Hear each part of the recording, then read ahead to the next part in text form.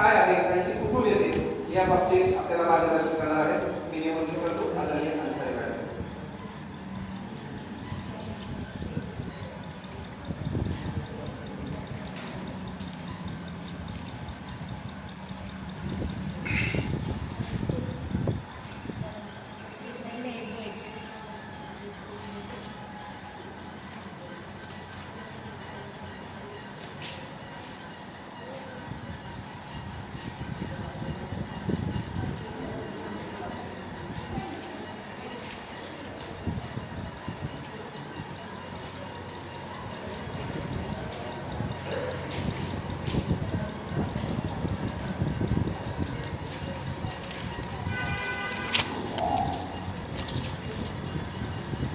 A very good afternoon to all, and big congratulations to all the winners of the second season of STEM Forum.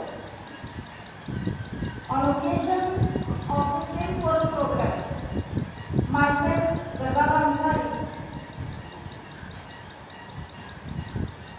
would like to present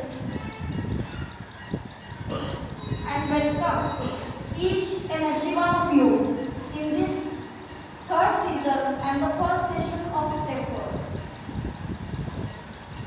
Friends, I think you all might be knowing that heart is one of the most amazing organ of our body. It starts working before birth of the baby. Means when a mother gets pregnant, from second month of the pregnancy itself, heart is the first organ to start working. It starts working before birth and keeps on working continuously till the death of that person. So, have you all ever wondered how this heart works continuously, how it beats continuously without getting fatigued, without getting tired? अगर heart tired हो गया, if it gets fatigued, we say the person dies. So, yes, anybody would like to say how it works continuously? How is it possible for the heart to work continuously? हम सो रहे, हम जाग रहे, हम कुछ भी कर रहे, whatever we are doing, the heart is continuously working, and that also without getting fatigued.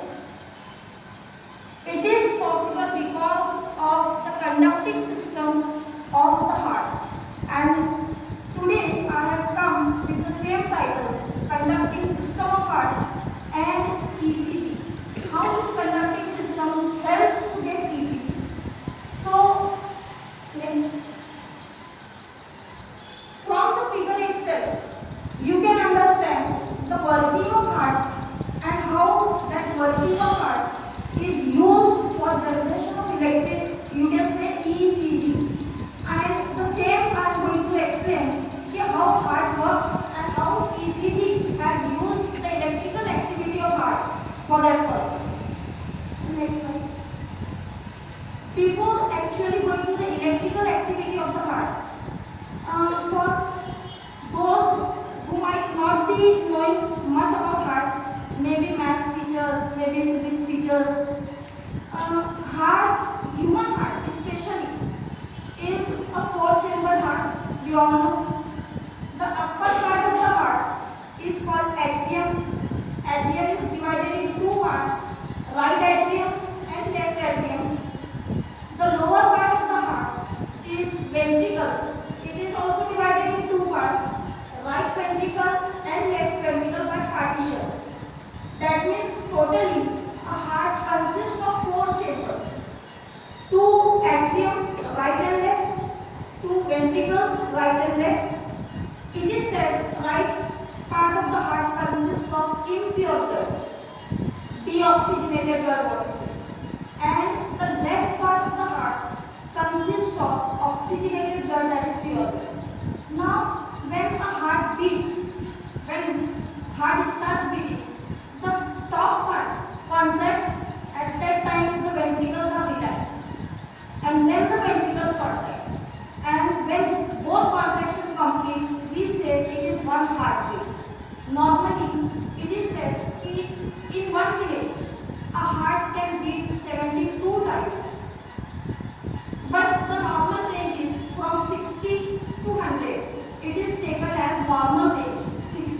heartbeats to 100 heartbeats per minute.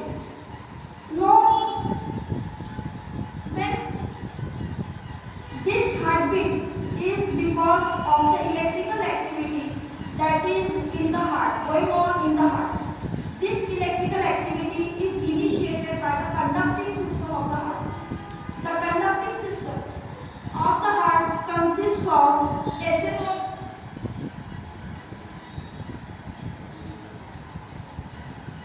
which is present in the right atrium, AV node, which is present in between atria and ventricle, bundle of His. These two branches in yellow color which you can see is bundle branch, or you can say right bundle branch and left bundle branch. And these bundle branches further gives fiber-like structures throughout the ventricle. And these fiber-like structures is which innervate in the ventricle wall. Those fiber-like structures are called Purkinje fibers. This wall is the conducting system of the heart. When heart gets initiated, or you can say when SA node gets initiated, SA node means sinoatrial node present in the right atrium. When it gets initiated, excited, it starts sending electrical impulses in all directions of the heart. And when these impulses travel, they travel to this part and then to this part. Actually, they will travel in all the directions. Then these impulses, when they travel in the right atrium, all the cells get depolarized. I hope you might be knowing what is depolarized. All the cells get depolarized, and due to that depolarization, this atria, this part, the atrial part, that contracts, and then this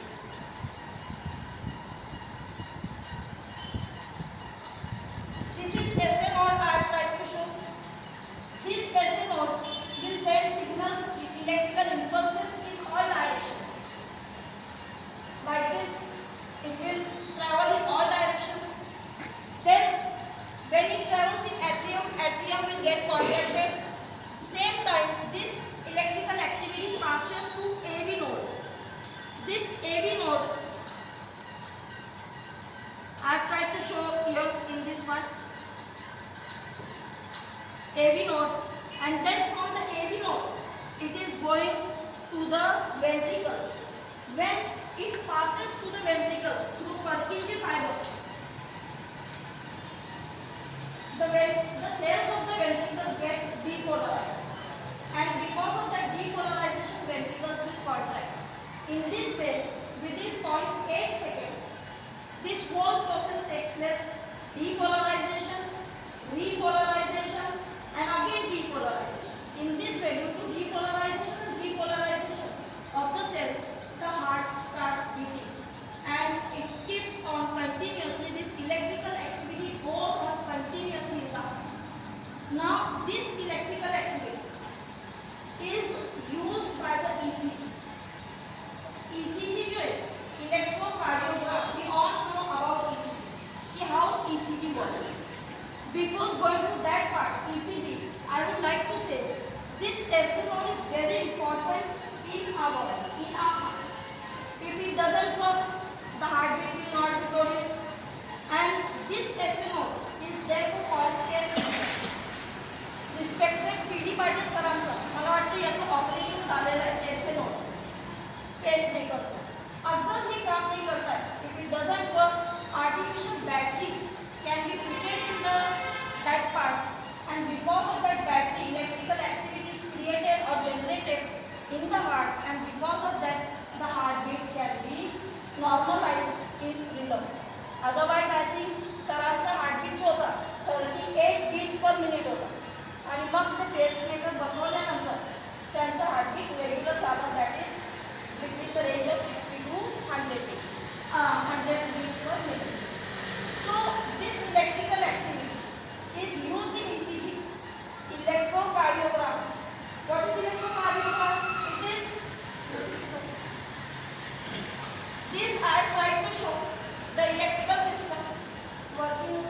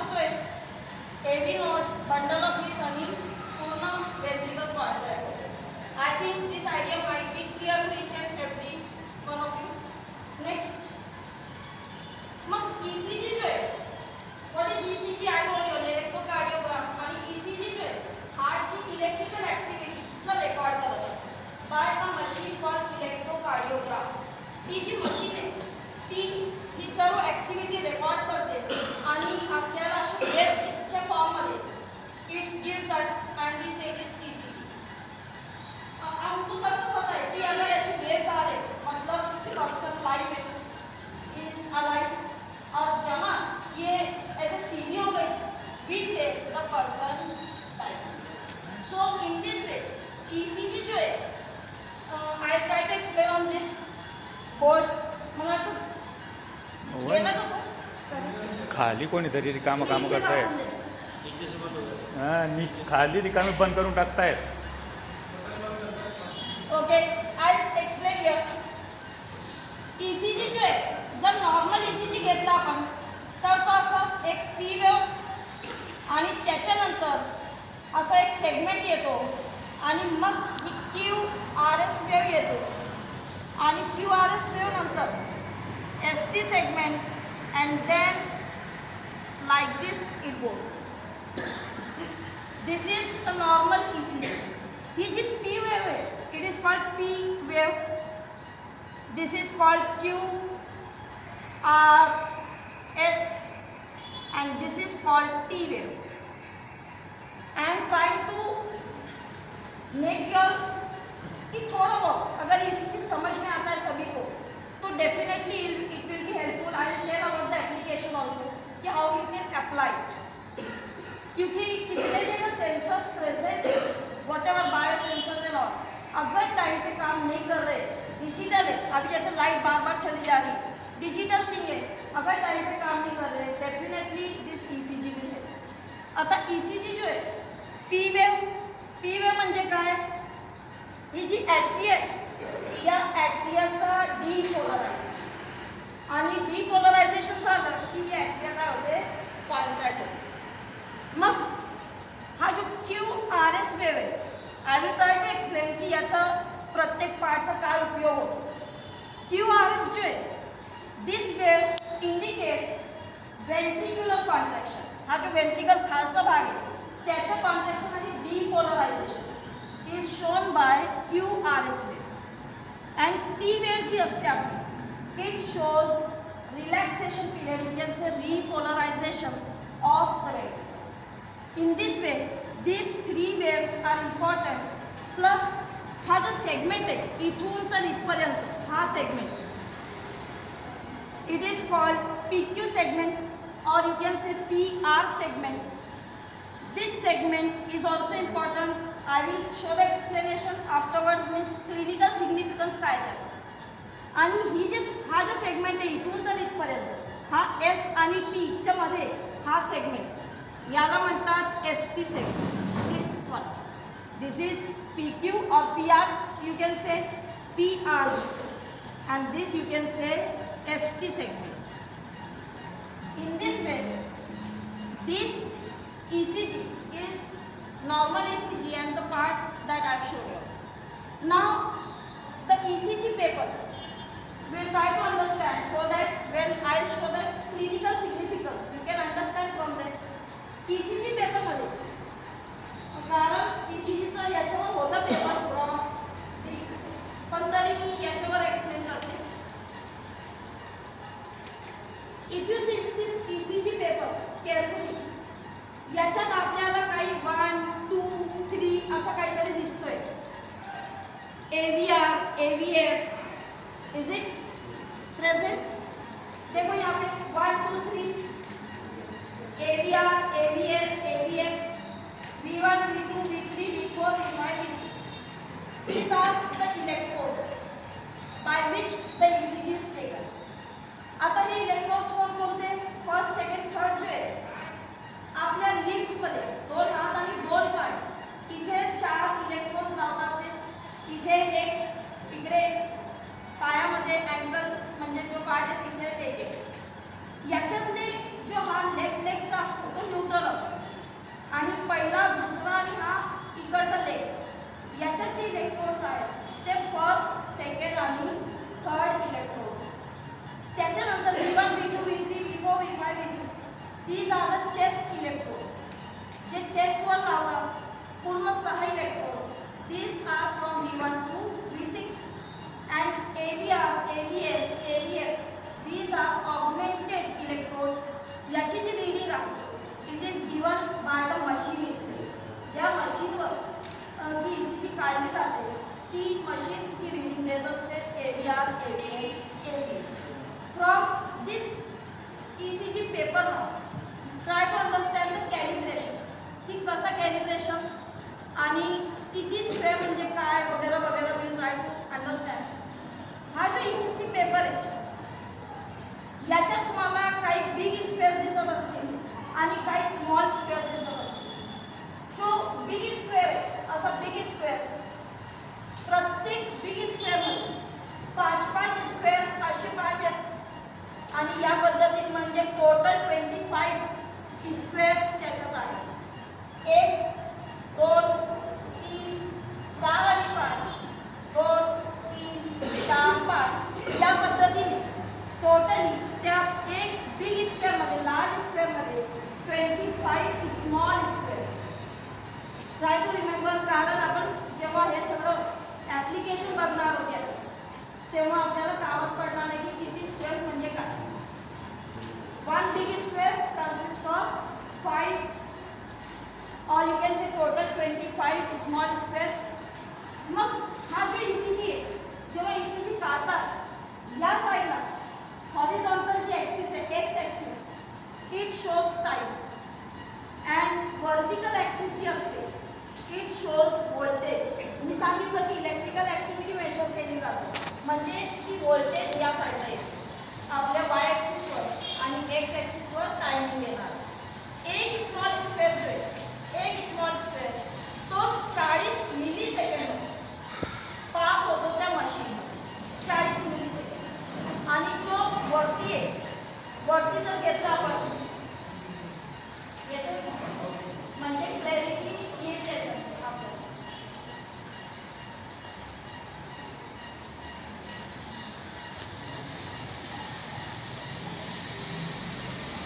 ती सुरू ठेव I continue.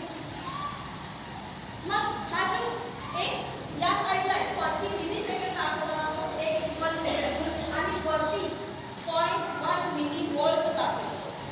म्हणजे काय होणार मग एक big square जर घेतला हा पूर्ण म्हणजे किती मिली वोल्ट होणार 0.5 मिली वोल्ट या एक स्क्वेअरचा आणि इकडे एक स्मॉल स्क्वेअर 40 मिली सेकंड आहे म्हणजे टोटल किती मिली सेकंड होतील पूर्ण बिग स्क्वेअरचं 200 मिली सेकंड्स म्हणा त्याला किंवा 0.2 सेकंड्स.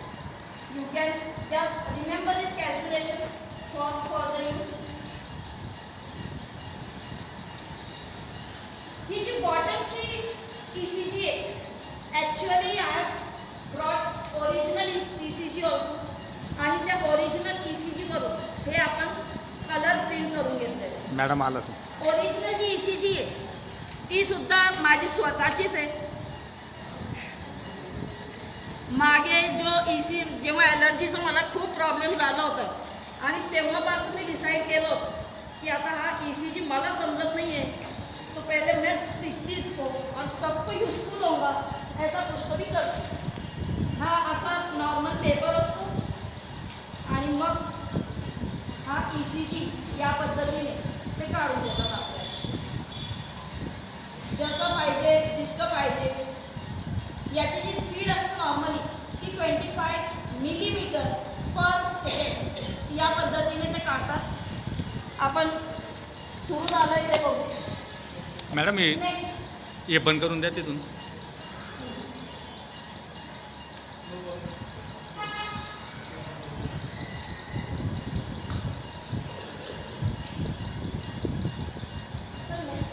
हा ECG पेपर घेतला होता. ECG पेपर हा लार्ज स्क्वेअर स्मॉल स्क्वेअर एक स्मॉल स्क्वेअर म्हणजे याचा डिस्टन्स असतो 1 मिलीमीटर डिस्टन्स आहे ऑल साइड 1 मिलीमीटर. या साईडला पूर्ण टाईम आणि 0.404 दाखवलं सेकंडमध्ये ॲक्च्युअली मिली सेकंडमध्ये 40 मिली सेकंड येणार. मग next this ECG we'll try to see now the application whatever we have studied up till now. ECG मध्ये हा जो आहे दोन येथे दिसतात आपल्याला QRS याच्या मधला डिस्टन्स जनरली नॉर्मली 4 मोठे स्क्वेअर्स असतात लार्ज स्क्वेअर्स. 4 लार्ज स्क्वेअर्स आहेत म्हणजे तो नॉर्मल आहे. पण जर कमी जास्त झालं तर आपण म्हणतो की काहीतरी हार्टमध्ये प्रॉब्लेम. रिदम ज्याला आपण म्हणतो rhythm can be studied with the help of this QRS wave. हे जे QRS वेव्ह आहे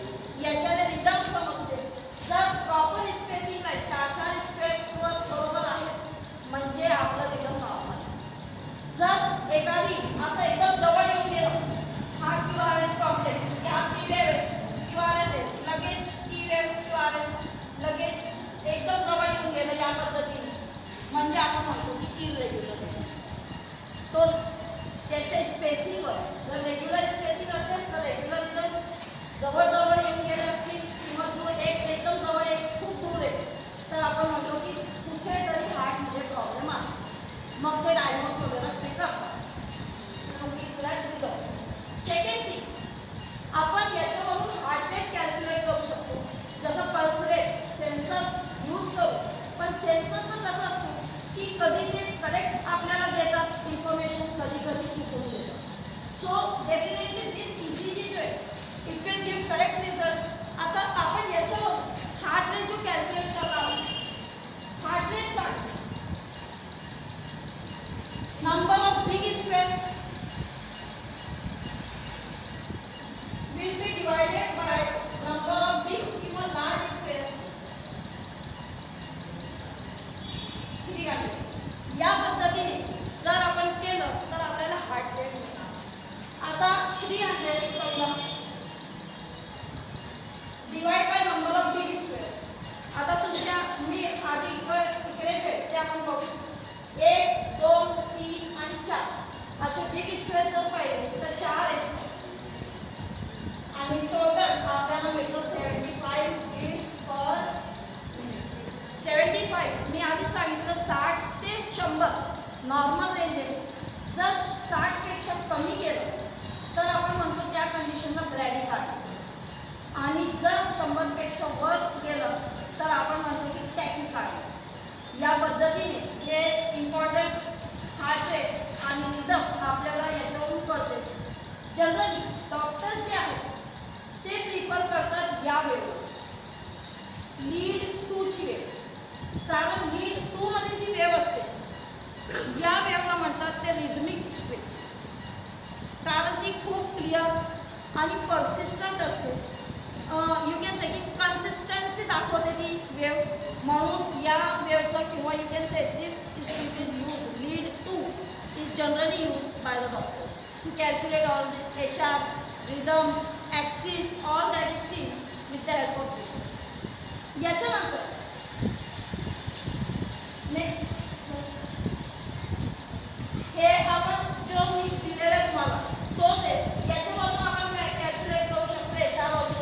इफ यू कॅन सी हा बघा किती येईल त्याचं HR सांगता येईल का बरं. 2 QRS च्या मध्ये हे जे स्क्वेअर्स आहेत 1 2 कंप्लीट स्क्वेअर्स आहेत. इकडे अर्धा इकडे अर्धा म्हणजे आपण 3 दोन. पण तरी सुद्धा इतकी ॲक्युरेसी येणार नाही तिथे. मग या कंडिशनमध्ये जिथे क्लिअर कट बॉक्सेस नाही आहेत त्या कंडिशनमध्ये फॉर्म्युला थोडा चेंज होतो. तो म्हणजे HR equal to 1500 divide by number of small squares.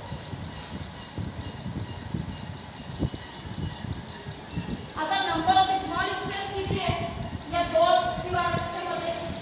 If you see हा 5 5 10 इकडे 4 आणि इकडे 2 16 होत आहे. डिवाइड करा बरं 1500 डिवाइड बाय 16 किती येणार नियर अबाउट 93 च्या आसपास येतोय. 93 समथिंग. म्हणजे परत काय आहे ते you can say normal heart rate. कारण नॉर्मल ECG लिहिलेलंच आहे त्याच्यावर. म्हणजे नॉर्मल पर्सनचा तो हार्ट रेट की 93. 100च्या वर टॅकीकार्डिया, 60च्या खाली bradycardia. In this way this can be use. Second thing that I want to say about the squares. What I was saying in earlier की स्क्वेअर्स आपण बघू. जनरली काय होतं हे जे पी वेव आधीच सांगितलं मी की हे ॲट्रियल पार्ट दाखवते पूर्ण. ॲट्रियल डिपोलरायझेशन. QRS जे वेंट्रिकलचं डिपोलरायझेशन दाखवते आणि टी वेव जी आहे ती रिपोलरायझेशन दाखवते. मग जर पी वेवमध्ये काही बदल झाला म्हणजे कुठे डिफेक्ट आहे इन द ॲट्रियल. जनरली याची जी ब्रीथ आहे आणि त्याचा ॲम्प्लिट्यूड हाईट ज्याला आपण म्हणतो तो स्पेसिफिक असला पाहिजे. अगर उसमें कुछ भी चेंजेस हुआ तो लगेच डॉक्टरांना कळतं की कुठे प्रॉब्लेम. हा जो आहे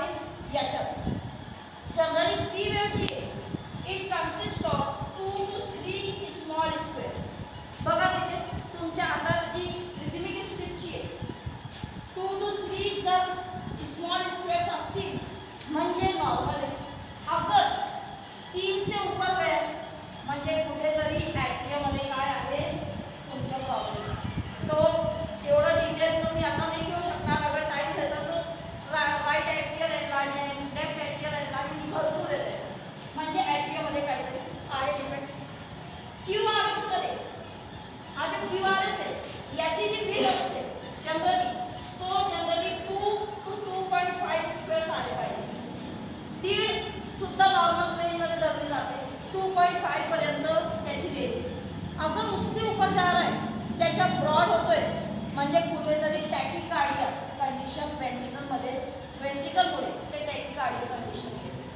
सो हा जो आहे याच्या प्रत्येकाचं नंबर ऑफ स्क्वेअर इम्पॉर्टंट आणि टी वेव्ह जी असते जनरली याच्यात 5 स्मॉल स्क्वेअर्स, जनरली 5 लेस दॅन 5 चालेल, पण मोर दॅन 5 गेलं म्हणजे कुठेतरी परत रिलॅक्स डिपोलरायझेशनमध्ये प्रॉब्लेम. या पद्धतीने डिपोलरायझेशन याला म्हणतात P R interval from here to here P R interval. आणि इथून तर इथपर्यंत जर पाहिलं तर पी आर सेगमेंट किंवा पी क्यू सेगमेंट. हा पी क्यू सेगमेंट किंवा इथून तर इथपर्यंत आपण बघू जनरली 3 ते 5 स्मॉल बॉक्सेस असते पाहिजे, 3 to 5 स्मॉल बॉक्सेस. अगर उससे ऊपर जा रहा है, प्रोलॉन्ग होतोय तो म्हणजे कुठेतरी आपल्या हार्टमध्ये ब्लॉक्स आहेत, त्यांना इमिजिएट करतो. कारण काय होणार आहे, तो हार्ट काय दाखवतोय इथून तर इथपर्यंत सी एस ए नोड पासून तर ए बी नोड पर्यंत तो जातोय आणि ए बी नोड थोडा त्यांना होल्ड करतो, डिले करतो. मग हा जे इथे कुठेतरी ब्लॉकेज आहे, हा first degree, second degree, third degree blockages can be understood from that P R. त्याच्यानंतर जो मला महत्त्वाचं वाटतं आणि जे मला थोडी अवेअरनेस आपल्यामध्ये I wanted to create some awareness आणि ते अवेअरनेस विथ दिस पार्ट. हा जो पार्ट आहे एस टी सी, हा हमेशा सुनते की चेस्ट पेन झालं आणि समजलं नाही, हार्ट अटॅक येऊन गेलं and the person dies. It is not possible, ऐसे नहीं होता. अगर चेस्ट पेन है तो कमीत कमी एखाद दिवस आधीपासून तो चेस्ट पेन सुरू होतो आणि तो जो चेस्ट पेन आहे तो थोडा डिफरंट असतो. गॅस्ट्रिक पुढे जो गॅसमुळे पेन होतो तो वेगळा असतो.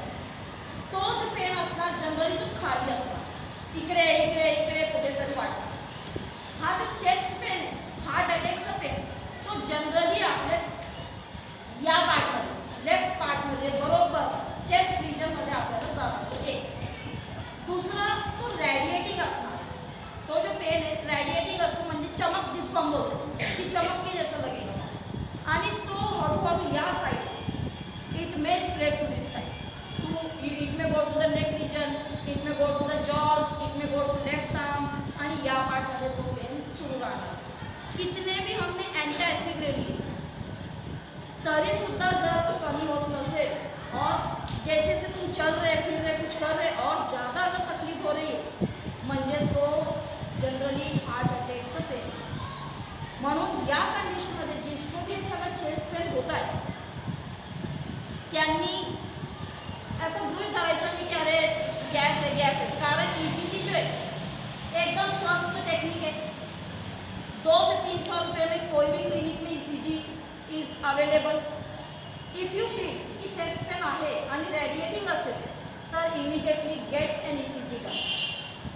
ई सी जी हुआ तो उसमें तुमको इमीडिएट चेस्ट पेन अगर है और उस कंडीशन में ई सी जी कर लिया तुमने तो definitely you can save life will be save.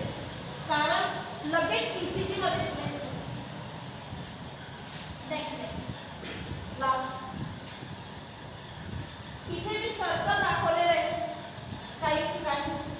हे जे एस टी सेगमेंट आहे याचा इलिव्हेशन जनरली काय होतं जेव्हा चेस्ट पेन होतो हार्ट अटॅक येणार तेव्हा जर ई सी जी करून घेतली आपण चेस्ट पेनवर मैंने पहिली बोला की स्वस्त आहे आणि मस्त आहे.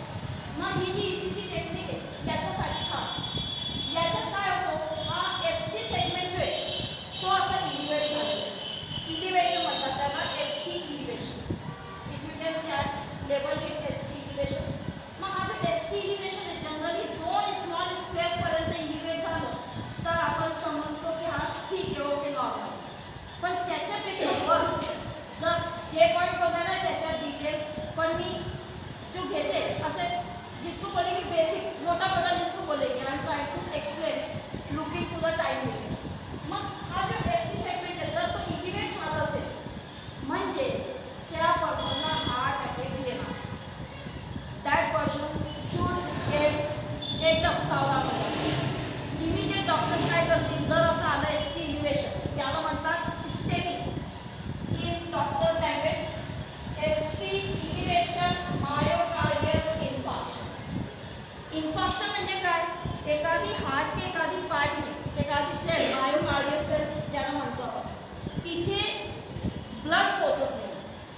ब्लड क्यों नहीं पहुंचेगा?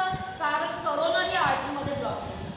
आता करोनरी आर्टरी म्हणजे काय? हार्टवर स्वतःची एक आर्टरी असते आणि ती आर्टरी कंटिन्युअस हार्टला ब्लड सप्लाय करत असते, ऑक्सिजन, न्यूट्रियंट्स, ब्लड त्याच्यासोबत. मग जर एखादी हार्टच्या सेलपर्यंत ऑक्सिजन जात नसेल, न्यूट्रियंट्स पोहोचत नसतील, म्हणजे काय होतंय? इन्फॉर्क्शन सुरू झालं. आणि इन्फॉर्क्शन सुरू झालं की इमिजिएट चेस्ट पेनला सुरुवात होते. आणि जर प्रॉपर टाइमिंगमध्ये इतना सब करने के बाद कि एंटासिड ले लिया, फिर भी वो कम नहीं हो रहा है, बढ़ती जा रहा है थोड़ी सी पेन, तो don't get late, try to get ECG done. ECG से तुमको ये ST इंटिग्रेशन अगर दिखते थोडा वेळ, म्हणजे डॉक्टर्स इमिजिएटली तुम्हाला थ्रॉम्बोलायटिक टॅबलेट देते. थ्रॉम्बोलायटिक टॅबलेट जी असते ती या जिभेच्या खाली जे ठेवतात त्या थ्रॉम्बोलायसिसची प्रोसेस ती करतात. थ्रॉम्बोलायसिस म्हणजे काय? ब्लडमध्ये जाऊन ते लायसिस करणार, लायसिस म्हणजे ब्रेकडाऊन करणार त्या क्लॉट्सचं, ज्याच्यामुळे ती करोनरी आर्टरी ब्लॉक झाली. अगर इमिडिएट ब्लॉकेज क्लिअर करायचं आहे, मग ती टॅबलेट लगेच सिस्टममध्ये जाते आणि ते ब्लॉक जो आहे करोनरी आर्टरीमध्ये तो ब्लॉक क्लिअर होतो, हार्टला ब्लड सप्लाय होतो आणि जो इन्फॉर्क्शन होत होता, हार्ट अटॅक येण्याचे चान्सेस होते, त्याच्यापासून a person can be saved if proper precaution, proper care in time it is taken. So I think I hope so की थोडंफार मला खूप जास्त एक्सप्लेन करायचं होतं, पण टाईम लिमिट. सो जो बेसिक असं मला वाटतं की कुठेतरी it should be useful for each and every person, that I try to explain. I hope कि समझा होगा. अगर बाय चांस फ्यूचर में किसी के घर में बाय चांस जरूरत पड़ी और अगर एक भी लाइफ इससे सेव हो गई, आई विल फील की माझं लेक्चर सक्सेसफुल झालं आहे, अवेअरनेस क्रिएट झाली. Today is 21 December, winter solstice और you can say beginning of Uttarayan. असं म्हणतात की हा जो दिवस आहे 21 December, shortest day and longest night of the year, Uttarayan सुरू होते. या शॉर्टेस्ट डेचा आपण काहीतरी तुम्हाला उपयोग झाला असेल, काहीतरी युजफुल शिकायला मिळालं असेल, माझी असेल म्हणजे I hope so. And here I finish up with happy maths day in advance to all maths teachers. Tomorrow is maths day, definitely you will celebrate it. And lastly, I would like to thank each and every person, those who have supported me throughout the making of this project, throughout presentation of this project. Thank you once again.